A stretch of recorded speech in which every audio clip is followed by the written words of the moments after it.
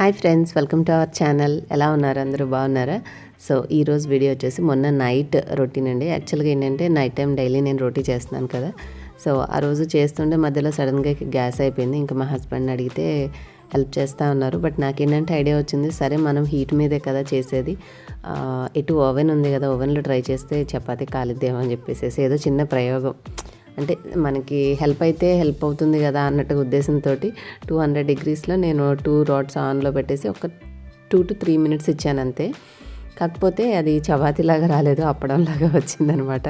నేను ఇంకా ఇది ఇట్లా తయారు చేసిన తర్వాత ఓపెన్ చేసి చూస్తే ఎలా అనిపించిందంటే మధ్యలో కొంచెం మాడిపోయినట్టుగా బాగా బ్రౌన్ అయిపోయింది. అరే మొత్తం చపాతీ వేస్ట్ చేసేసానేమో అని అనుకుని పడేద్దాం అనుకున్నాను. కానీ తింటే మాత్రం మనకి ఆ వైట్గా కనిపించింది కూడా చాలా బాగుందండి. సేమ్ అప్పడం తిన్న టేస్ట్ లాగా అనిపించింది. సో వేస్ట్ అయితే కాలేదు, మధ్యలో కొంచెం కాలింది పడేసి మిగిలింది అయితే నేను కర్రీతో తిన్నాను. అది ఒక డిఫరెంట్ టేస్ట్తో చాలా చాలా బాగా అనిపించింది. అండ్ ప్రీవియస్ వ్లాగ్లో మీరు పెసలు స్ప్రౌట్స్కి నానబెట్టాను అన్నాను కదా, మీరు అడిగారు ఎలా చేస్తారు అని. నేను క్లాత్లో పెట్టకుండా ఈ విధంగా చిన్న చిన్న రంధ్రాలు ఉన్న ప్లేట్ ఉందండి నా దగ్గర.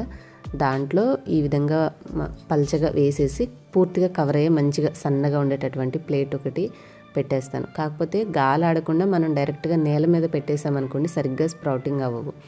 అందుకని చెప్పి ఏదైనా ఒకటి, లేదంటే మనము వేడివేడి గిన్నెలు పెట్టే స్టాండ్స్ ఉంటాయి కదా, స్టీల్ స్టాండ్స్, అలాంటివైనా సరే పెట్టి ఇది పెట్టేసామంటే 1.5 రోజు వదిలేస్తే మంచిగా పొడవుగా బాగా వచ్చేస్తాయి.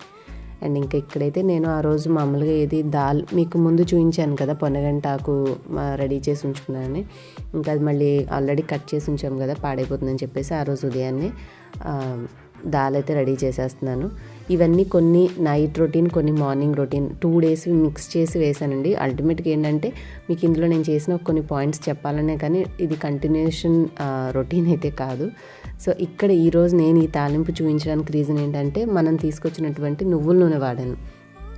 ముందు పల్లి నూనె అయితే ఇంత నురుగా రాలేదు, మంచిగానే అనిపించింది. కొంచెం స్మెల్ అని 1-2 సార్లు వాడినప్పుడు ఇబ్బంది పడ్డాను, కానీ ఇప్పుడేం నాకు అది ఆ స్మెల్ అట్లా ఏం అనిపించట్లేదండి, అలవాటు అయిపోయింది.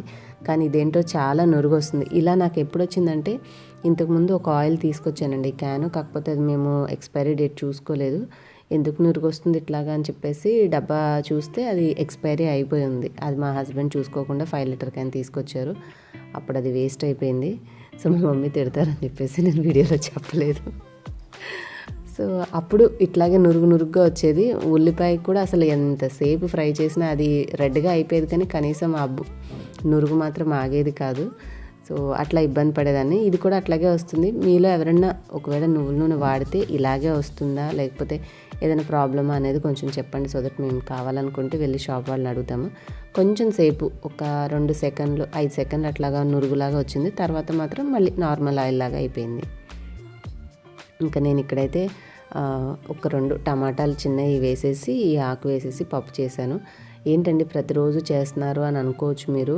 పప్పులో మనకి ప్రోటీన్ ఉంటుంది కాబట్టి మనము కార్బోహైడ్రేట్స్ ఎక్కువగా తీసుకోకుండా ప్రోటీన్ ఉన్న ఫుడ్ కూడా మనం డైలీ మన ఫుడ్లో పెట్టుకోవాలంటే, ప్రోటీన్ అంటే ఏంటి, ఎంతసేపు పనీరు, చీజ్, లేదంటే మిల్క్ ఇట్లాంటి ప్రొడక్ట్స్లో కాకుండా మనకి ఈ విధంగా గింజ ధాన్యాల్లోంచి కూడా వస్తుందన్నమాట. సో ఇది ప్లాంట్ బేస్డ్ ప్రోటీన్.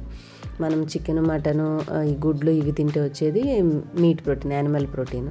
సో ప్రతిరోజు మనం ఏదో ఒక ఆకుకూర కొంచెమైనా సరే వేసుకొని పప్పు తింటే మనకి ప్రోటీన్తో పాటుగా ఆకుకూర కూడా తిన్న లాభం వస్తుంది. కాబట్టి ఇక్కడ డైలీ ఎక్కువ చేయలేదండి, మీకు స్క్రీన్ దగ్గరగా ఉంది కాబట్టి అట్లా ఉంది. నేను చేసింది చాలా తక్కువ క్వాంటిటీ, ఒక లిమిటెడ్ క్వాంటిటీలో ప్రతిరోజు ఉండేలాగా ఏదో ఒకటి ఆకుకూర లేదంటే కూరగాయ వేసి చేస్తున్నాను, ప్లెయిన్గా కాకుండా. ఇంకా నేను కొన్ని స్ప్రౌట్స్కి పక్కన పెట్టేసిన తర్వాత ఈ పెసలు కొన్ని మామూలుగా మిక్సీ జార్లో తీసుకున్నాను. జీలకర్ర వేసి ఈ అల్లం నేను మీకు డీప్ ఫ్రిడ్జ్లో చూపించాను చూడండి. కొన్ని అంటే అప్పుడు నేను తొందరగా క్లీన్ చేపేసారు, కొంచెం వడిలినట్టుగాని వాటి మీద ఉన్న తోలు తీసేసి చిన్న బాక్స్లో వేసేసి ఫ్రీజర్లో పెట్టేశాను. అది తీసుకొచ్చి కట్ చేసేసుకున్నాను అనమాట, ఒక చిన్న పీసు. సరిపడా ఉప్పు వేసేసాను. బియ్యం రాత్రి నానపెడదాం అనుకున్నాను, కానీ కొంచెం ఎందుకో పెట్టలేదండి. గుర్తుంటుంది, కాదు, నేను యాక్చువల్గా స్ప్రౌట్స్ కోసం అని కదా ఇవి నానపెట్టింది, అందుకని బియ్యం లేవు. సో ఒక 2-3 స్పూన్లు బియ్యం పిండి వేసేసి సరిపడా నీళ్ళు వేసేసి గ్రైండ్ చేసేసుకుంటే పిండి అనేది రెడీ అయిపోతుంది. నాన్ స్టిక్ ప్యాన్ మీద అయితే పిండి కొంచెం అటు ఇటు అయినా, బియ్యం ఎక్కువైనా, లేదంటే పెసరపిండి ఎక్కువ ఉన్నా, ఎట్లా ఉన్నా దోశలు వస్తాయి. కానీ మనకి టాస్క్ ఏంటంటే మనం రెగ్యులర్గా వాడే ప్యాన్ మీద దోశలు రావడమే చాలా ఇబ్బంది అనమాట. అండ్ ఇవి నేను మళ్ళీ బ్రేక్ఫాస్ట్ టైంలో చేస్తున్నాను కాబట్టి 1కి 4 అవ్వకుండా క్విక్గా అయిపోవాలంటే తొందరగా ఈ ప్యాన్లోనే చేస్తున్నాను. అండ్ నిన్న వ్లాగ్లో మీకు చూపించాను కదా, ఒక పెద్దది వెడల్పాటి ఐరన్ ప్యాన్. అది కొన్నిసార్లు వాడి కొంచెం సీజనింగ్ చేస్తే నాన్ స్టిక్ లాగా అయిన తర్వాత ధైర్యంగా వాడచ్చు. లేదంటే ఏమవుతుందంటే అండి, ఒక గరిట పిండి వేస్ట్ అయిపోయింది. అదంతా ప్యాన్ అంతా కూడా మనం గీకి బ్లాక్గా అది పొడిలాగా బయటకు వచ్చేసి మొత్తం మెసి అయిపోతుంది. మనం తినే ఒక దోశన్నర వేస్ట్ అయిపోతుంది. అందుకని చెప్పేసి అది కొంచెం పర్ఫెక్ట్గా సెట్ అయ్యే వరకు నేను మార్నింగ్ టైం అంటే బ్రేక్ఫాస్ట్ టైంలో మాత్రం ప్రాక్టికల్స్ చేయను. అందుకని చెప్పేసి ఈ ప్యాన్ ఒకటి ఉంది కదా, దీన్ని పెట్టేసి చేసేస్తున్నాను. చకచక అయిపోతుంది. లేదంటే మనకున్న పిండి వేస్ట్ అయిపోతుంది. ఉదయాన్నే అందరికీ సరిపోయేలా చేసుకోవాలి కదా మళ్ళీ.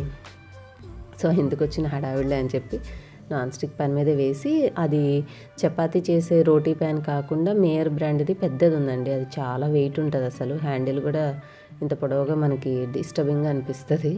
సో దాన్ని కొంచెం ట్రాక్లోకి తీసుకురావాలి. అంతకుముందు సరిగ్గా వాడక ఇప్పుడు మంచిగా రావట్లేదు. రెగ్యులర్గా వేరే విధంగా కొంచెం టైం ఉన్నప్పుడు యూస్ చేసి మంచిగా అయితే మీకు నేను అది వాడడం కూడా చూపిస్తాను.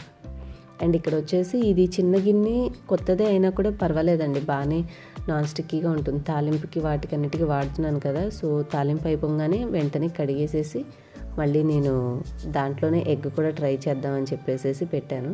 మనం ఏంటంటే ఎక్కువ ఐరన్వి యూస్ చేసుకుంటే కొంచెం పులుపు అలాంటివి తగలకుండా ఉండి వండుకునేవన్నీ కూడా ఐరన్ పాత్రలో మనం చేసుకోవచ్చు, వేపుళ్ళు అలాంటివి.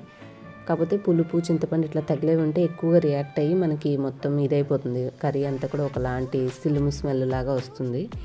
అందుకని చెప్పేసి నేను ఇంకా ఎగ్ ఒక్కటే కదా, అసలు అంటే బీట్ చేయకుండా ఇట్లా చేసేది నాకు చాలా ఇష్టం. అందుకని చెప్పేసి అది పెట్టేసి చిన్న మూత పెట్టాను. మనకి ఆవిరి ఉంటే కొంచెం ఇట్లా లేచి వస్తుంది తొందరగా అంటుకోకుండా. సో ఆ లోపల ఉన్న పసుపుది కూడా మంచిగా ఉడకాలి కదా. సో చేస్తే మాత్రం చాలా బాగా వచ్చిందండి. టర్న్ చేశాక మీకు హడావిడిగా చూపిద్దామని వెంటనే కదిపాను, కానీ లేదంటే మంచిగా నాన్ స్టిక్కీగా అయితే వచ్చేసింది. అండ్ ఇంక ఇప్పుడైతే ఈరోజు మార్నింగ్ రొటీన్ని మీకు కొంచెం షేర్ చేస్తున్నాను చూడండి. అర్లీ మార్నింగ్ వేడి నీళ్ళు అయితే రెడీ చేసేసాను. అండ్ మనం పెట్టినటువంటి స్ప్రౌట్స్ కూడా ఈ రోజుకి బాగా పొడుగ్గా వచ్చింది. నిన్న మధ్యాహ్నానికి బాగున్నాయండి, కానీ నిన్నంతా కూడా మనం చక్కగా పెట్టి ఉంచుకోవడం వల్ల చాలా పొడవుగా వచ్చాయి. ఈ విధంగా రావడం వల్ల ఏంటంటే పోషకాలు అనేవి ఎక్కువగా ఉంటాయి.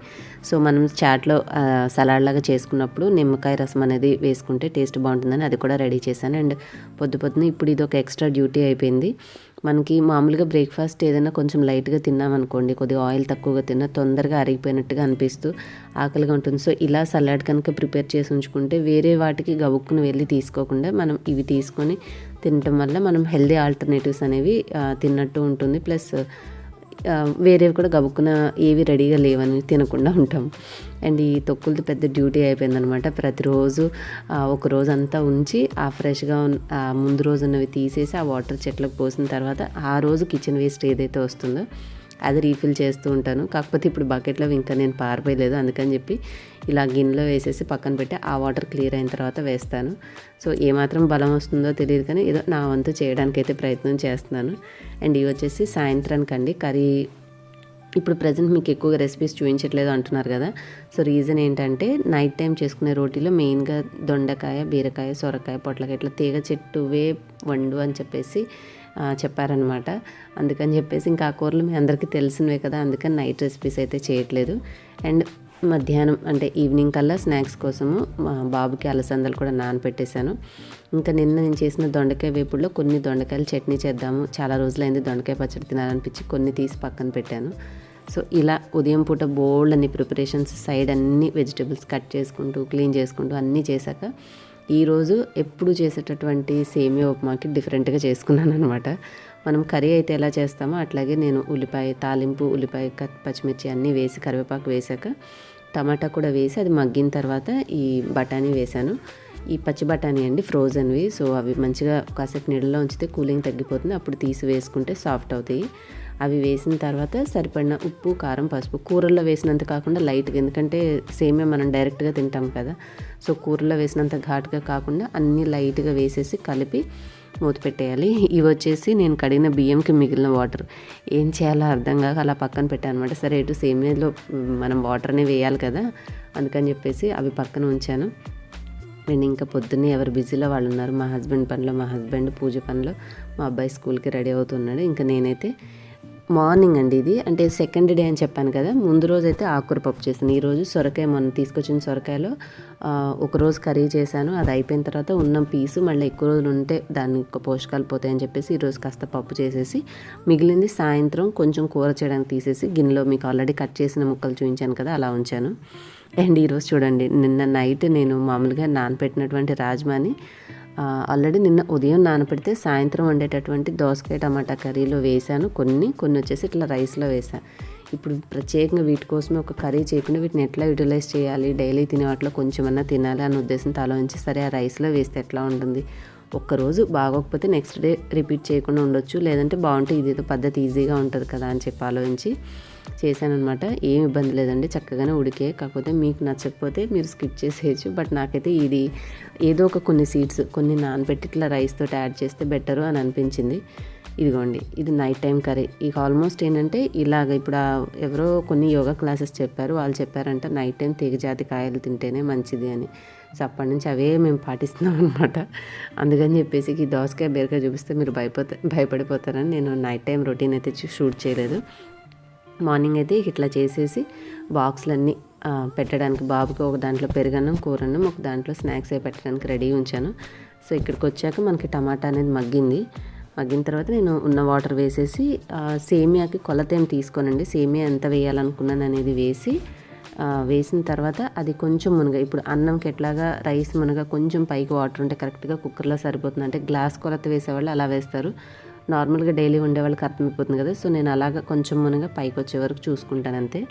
వచ్చిన తర్వాత కొంచెం సేపు ఒక నిమిషం హై ఫ్లేమ్లో ఉంచి మరిగేటప్పుడు మనం ఇక మీడియంలో పెట్టేసి మూత పెట్టేసామంటే కరెక్ట్గా సరిపోతుంది ఆ వాటర్. కాకపోతే స్టీల్ది కదా, కొంచెం ఎక్కువ టైం చూసుకోలేదనుకోండి అడుగంటుతుంది.